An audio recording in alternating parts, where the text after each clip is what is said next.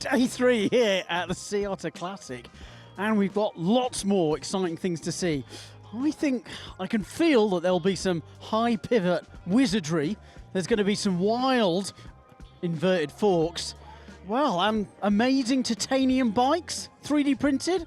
That sounds like fun, and obviously lots more. This is very exciting times because I am on the Park Tool stand and, well, they've got a new product, but that's not why I'm here. Oh no, I'm going to be helping out proper punters here at Sea Otter and help them fix their bikes, because that's what Park Tool are all about, is giving you the tools to work out which tools you need to fix your bike. Here goes. That was an awesome hour helping people fix their own bikes. So, okay, some people I fixed their bikes, but lots of people, it was just giving a little bit of confidence to fix their own bike. And I think that's a big thing here at Park. It's not a sales stand. No, they're helping people fix their own bikes, because that can be a joyful thing. And for me, it is. So that was just a wonderful hour. Right, back to more tech. We're on the Cascade stand, and they're famous for their, well, new linkages. They're really into making your bike work a little bit better for what you want. Yes, they probably have done some stuff with mixed wheel size. Yeah, they've done some stuff with tuning progressiveness on your suspension bike, but they really go to some extra levels on this bike. And I say this bike because it's actually a stump jumper from Specialized, although it's not. So first part of the kit is, well, this extra linkage and this extra linkage, so the yoke and the linkage is one, and that can change how the suspension feels and how it works. But Cascade have gone, well, above and beyond really, because they've got a whole new swing arm and high pivot position, and thus new idler position as well. And they've got the science on their website to prove that this configuration on certain tracks is going to be quicker, because that rearward axle path, it's fascinating stuff. It's not just a kind of quick linkage kit. There's a lot of hard science that goes on behind it with some aerospace engineers. Very good stuff. Wow. Okay, this is on the Mavic booth. It's got new wheels. These are cross trails, new for 2025. But this is Joshua Ogle's bike. You might not have heard of him, but he is a titanium, well, just artist is the best way of describing it. He works a lot in creating wonderful 3D printed engineering structures and machining titanium. So that stem, yeah, that's titanium. And this frame is, yeah, titanium. It is really interesting in terms of what spec we've got here. We've got a 3D printed structure here. We've got some tubes butted. Then we've got another little 3D structure here, and unlike lots of other 3D printed tie frames that we've seen, the welding is peerless on this. You can't see it. We've also got a wonderful difference in finish, so we've got a kind of bead blasted, and then we've got polished sections and little anodized sections. It is artistry. And at the back of the bike it's interesting too, because we've got the 3VO suspension system, which is Ministry Cycles. Yeah, he's developing a whole bike, but this is a unique design. It's a twin link setup. Yeah, adjustable dropouts, good stuff on here. But that mainframe from Josh is, yeah, mind-blowing. We have found Laguna Rad's living legend, Hans Ray, and this is his custom painted by Troy Lee, well, prototype GT e-bike. It is smoking hot. Archibald Cycles make stainless steel custom bikes, and they do some really mind-blowing stuff. This is one of the most mind-blowing bikes that I've seen at the show. We've seen some real kind of brain wreckers. We've got a 200mm plus rear suspension setup. We've got the kind of triple word score of pinion gearbox. We've got the belt drive. But this one goes that extra level because, well, A, it's stainless steel and it's got huge amounts of custom components and changes that are possible on the bike, including this section here, so we can change what stroke the shock is and wonderful fun stuff. And in addition to that, we've also got a direct drive motor to the rear wheel. The motor clips on and off. It's on a direct drive that sits behind the rear disc brake. And it means that, yeah, you've got assistance wherever you need it. I'd imagine with this 200mm monster truck, possibly on the ups. It's also got a full height dropper post as well. And then, yeah, it will unclip that motor and you can, well, just pop it in a backpack, or they've put frame mounts all over the frame. You could bolt it to the frame. Really, really special bike. We have featured Digit bikes before, and now we've got one, well, in the metal. This is the Datum, so this is the longer travel version. And yeah, there's a lot of interesting things going on. We've got an aluminium frame, that's nice. We've got lots of travel up front. We've got nice, tidy geometry. Now, let's look at that rear shock. There's a lot going on. Effectively, we've got an integrated shock, but it's a very clever integrated shock. And one of the main things about it is you're probably thinking, oh, well, if it's an integrated shock, I'm going to trouble with service and all of these things. Well, you might not do, because it still needs servicing, but because the shock is so much bigger, it's a 2-to-1 ratio on how the back end works, it means that, well, there's a lot less loading on that shock. And that means the shock should work better. Very interesting bike. We're on the MRP booth, and they've got, well, a very nice new fork with a really cool lower, with kind of like the right way round / almost wrong way round looking arch. We'll see more of that. But this is also a Spot Mayhem, which we featured on the tech show before, but I'm yet to see one in the carbon fibre. And you're thinking, Owen, why is this interesting? Why is this interesting indeed? It has a living link. So opposed to having a twin link or 6-link system, this bike uses a living link. We've got a titanium plate down here that acts as a flex beam. It is interesting. We're on the Crestline stand, and we've got the Crestline prototype downhill bike, which is very good. So we've got a high pivot, although adjustable to mid pivot. We've got the Crestline links, which I guess they're most famous for in terms of adjustment. The frame has got adjustable reach from the headset up here, so you'll be able to play with headset angle as well, or head angle. So lots of adjustments. Also got adjustable rear dropouts. We've got 205 rear travel, 200 up front, dripping with wonderful Öhlins suspension. Should be a very fast bike. This one is Mikey's, but there's a guy called Aaron who's also got one, who's also fairly quick. We're on the Vittoria stand, and we're talking about gravel tyres, and it is interesting, I promise. So we've got World Championship winning tyres at this end, and then we've got, well, actually World Championship winning tyres at that end too. But it's how Vittoria are talking about their tyres that is so interesting. So previously there was some names, there were some different models. We'd got Zero Dry, we've got Terreno Dry, we've got Terreno Mix, and it was talking about the terrain that you were riding in terms of, well, I guess how damp the trail was and what it was. But with this new reworking, we've got a wonderful graph, a naming structure, which means if you're newer to riding off-road, which lots of people on gravel are, so let's be nice to gravel riders, it means it's much easier to work out what tyres are going to work for you by looking at the kind of terrain map, for want of a better word, and this scale of what stuff you're going to hit. If you're, riding mostly on the road, then this, World Champ winning tyre will be really good. You've got a centre slit, you've got shoulders which will offer grip, but we've also got new tyres here. We've got the T50 mixed and T60 mixed. So we can look at the chart, work out where they're going to be. So the T50, maybe on my propane in the future, I'll be running this tyre on the back because it's going to roll just a little bit quicker, but thanks to all the grip and all the clever design, it's still going to help me corner. And then I'll have a little bit more traction and bite up front with a T60.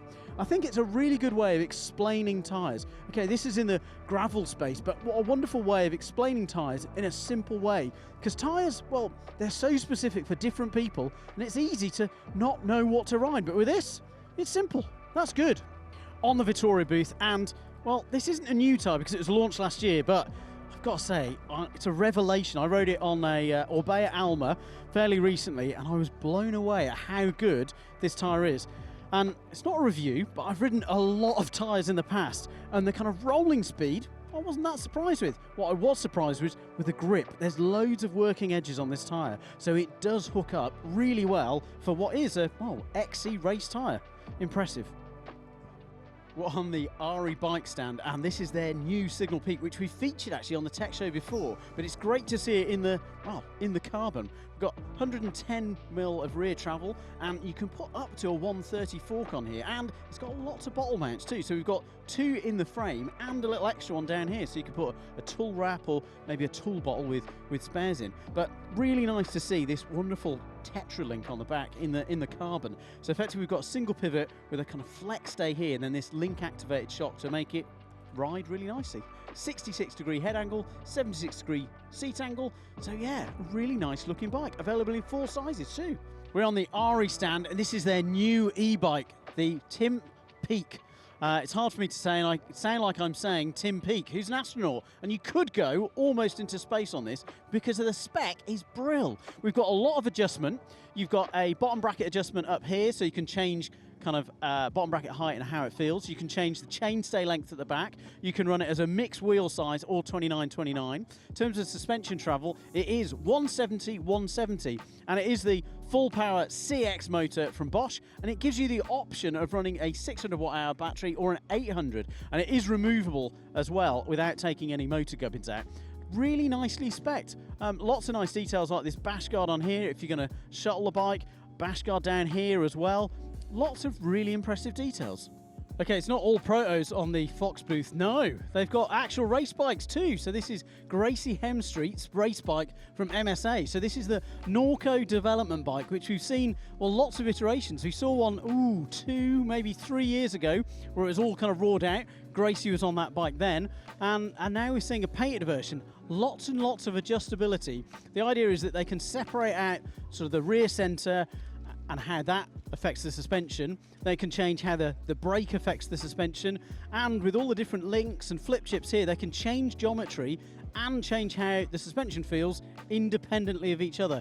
It'll be really interesting to see how far this gets this year. Will it get on the podium with Danny Hart? We'll have to watch and see. As you might have seen on the pivot with the rad forks, this one's also got the new DHX Fox. This one's the coil version. The air version is on the pivot. So yeah, all new shock, all new internals. I think we talked about it on the last tech show. On the Wilderness Trail booth, and they've got this awesome rocket plug kit. It's very clever. It's like a couple of different iterations of the kind of plug in the market. But it's all in one, so it's really neat. You've got a little plug, which is the cap, so you can stick that in whatever's causing the leak in your tubeless setup.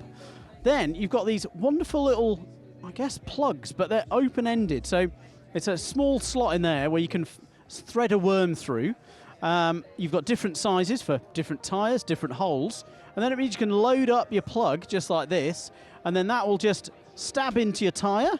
And then as you pull it out, that plug will stay in the tyre and make sure that these worms get sort of pulled and plugged nicely into the tyre, and it should fix the flat in a jiffy. Riderverse stems are really challenging when you first see them because, well, it's kind of the higher, it's in a kind of almost rearward position. Could be really confusing. You think there's a lot going on, and there is. And that's because the design team behind the brand are thinking about how we ride bikes in a really different way, and in a good way. They're thinking about how our hands meet the contact patch, so that's where our tyre actually meets the ground up front, and how the kind of trail and where your hands are all interact. So they're doing a lot of thinking about how bikes ride and how we ride them. Okay, about this one is a custom merino bike. We've got a very long reach, it's 570. We've got an exceedingly steep seat angle, which is, I think, almost in the 80s. Head angle, 63. That's downhill size, but we've got a kind of longer travel trail or enduro fork. We've also got a gearbox. There's a lot of fun stuff on this bike, and the stem is fascinating because it's designed in conjunction with the bike. So we've got a low, small head tube to work with this taller hand position, but it's all about the hand position and the contact patch. It is great stuff. There are a lot of nice bikes all over the show. Here on the transition booth, they've got a really, really nice bike. I mean, this is literally got gold leafing. I mean, it's dripping in gold. How rad's that? Oh, gee, this is cool. So we're on the Ibis booth, and, well, this is one of their EXA USA frames, which they make here in California. These are the molds, and, well, yeah, you can see the cutaway frame up there. It shows how intricate a modern carbon frame is. Okay, we're actually on the Hollywood Racks stand, but Lee Coogan have left one of their prototype bikes, which you've just spied. This is very interesting, and I overuse the word interesting a lot, but this is truly fascinating. Essentially, we've got Lee Coogan's gravel bike, or gravel bike back end, mated to, well, a cross-country front end with suspension fork, but then we've got drop bars. There's a lot going on. Effectively, it's a soft tail with this patented rear link here that some of the older listeners or watchers may remember. Well, the great Dave Turner of Turner Bikes did something similar with his O2 shock back in the mid-90s. But this one is an elastomer. We've got a carbon leaf spring. Yeah, no pivots on the back, no pivots pretty much anywhere. There's a lot going on. Let me know your thoughts, winner or sinner. On the Fazua stand, and we've got a new remote for their motor. It's very nicely detailed, and they've gone away from just having a sort of slide button, which worked really well on their urban bikes for sort of switching lights on and fun stuff like that. So now they've got a dedicated button to switch through the molds and, well, a more robust setup. I mean, looks really good. On the Ergon booth, and they've got my favourite grip, the GDH Team. It is an amazing grip. And, well, it feels nice, but there's a lot of science behind it too. We've done a whole video, which is, well, in the link below, all about how this grip came into fruition. It's a really good story. Have a watch. Okay, the Öhlins RX F38 is not new, but it's very cool to see it on a big and burly e-bike. This one is the Ibis Osso, which is ready for, I think, a 180 fork. Burly. Okay, we're on the Praxis stand, and they've got a pedal. And it is new, but you might remember that Gamut did a similar pedal way back, and then, well, a brand before them also worked on it, and it's so popular that, well, yeah, the podium got passed on to them. And it's a really interesting pedal, but Praxis have done a lot of work in redeveloping it. So gone is the big bearing on the kind of the crank side, and replaced it with a custom Ibis bearing. And opposed to 2 bearings on the end of the pedal, we've got 3. So 3 small cartridge bearings just here. They're Enduro ones. So you've got an inboard one and 2 outboard. And you've got a really low profile pedal. You've got even more sort of concave, lots of adjustable pins, but it's now called the Brodium. Yeah, we'll skip over why, but join the chat in the comments as to why you think it had to get its name changed. We're on the Aenomaly booth, and they've got their switch grade product. We've talked about this on the tech show previously, and it's a really clever device that sits on top of your seat post, and it will fit lots of different seat posts, and the newer design here will fit lots of different diameter, well, kind of radiuses of where your 2-bolt, twin-bolt setup will be. So it will fit lots of saddles. But what is it? Okay, it is an angle changing device. So you've got a lever underneath, and it means that you can switch from a kind of, well, a different setup on the saddle. So imagine if you're on the flat and you're riding along, you would set the nose of your saddle up fairly flat. Then you're going to go for a really long climb. Okay, you're going to rotate your pelvis to get over the front of the bike, keep the bike down. Well, depending on your saddle, that could cause some comfort issues. But with this device, it means that you can drop the nose of the saddle down for those steep climbs. Conversely, if you're a kind of, well, depending on how you ride a bike, and I know some BMX riders and some downhill riders much prefer an angled sort of nose up position, because they can grip the saddle between their legs, and it means they can get much more kind of control on really rough downhill. Again, with this saddle setup, with the Aenomaly, you can do that. Clever stuff. I'm not psychic, but there's something in this bike. Yeah, this is Telepathy Cycles, and this is their very wild, very high pivot, well, just trail monster. The reason for the really high pivot placement and this special twin link setup is all about making sure that the rear wheel is moving rearward in the same path as the front fork. It is a fascinating take on how suspension can work and all align. Great stuff. Well, on the very big Shimano stand, and they've got a new colorway for one of their very nice shoes, the GE500. So it's one of their clip shoes with a Velcro. I've got a very similar shoe, but not in this new color. Rad footwear. We are on the wonderful Cane Creek stand, and they have got a new tie crank. So they've had the tie crank out for quite a while, and initially it was a 3-bolt pattern chainring, and it also had, well, quite a high price, but an impressive 10-year warranty. Things have changed. We've now got the newer 8-bolt standard. We've also got some newer sizes too. So we go down as low as 160 in the mountain tie crank.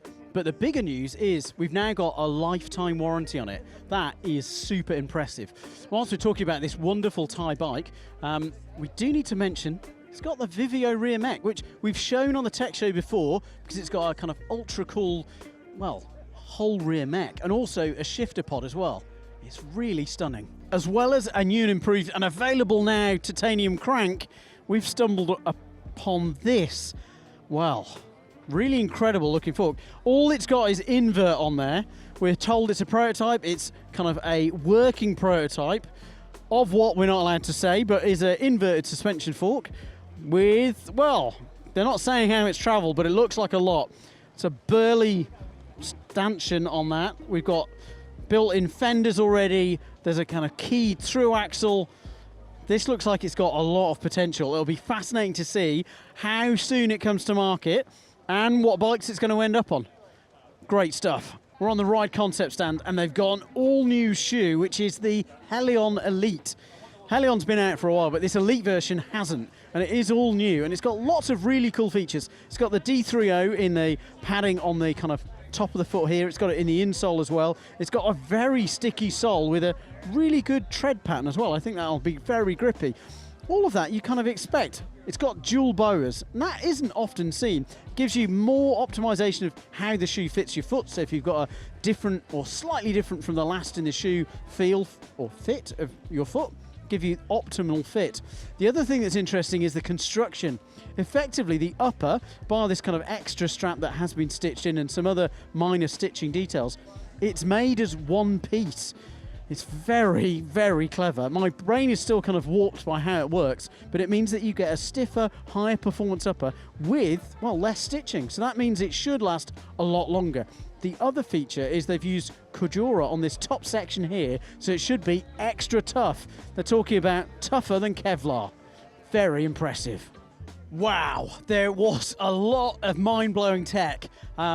Of course, let me know what your favourite was, and if you haven't already subscribed and you haven't already liked this video, then please do. It really helps us make great content just like this. In terms of my favourite, I think that Ministry suspension bike from Josh Ogle, the titanium 3D printed, welded wildness and that little titanium stem, it was mind-blowing. What's your favourite? Let me know in the comments.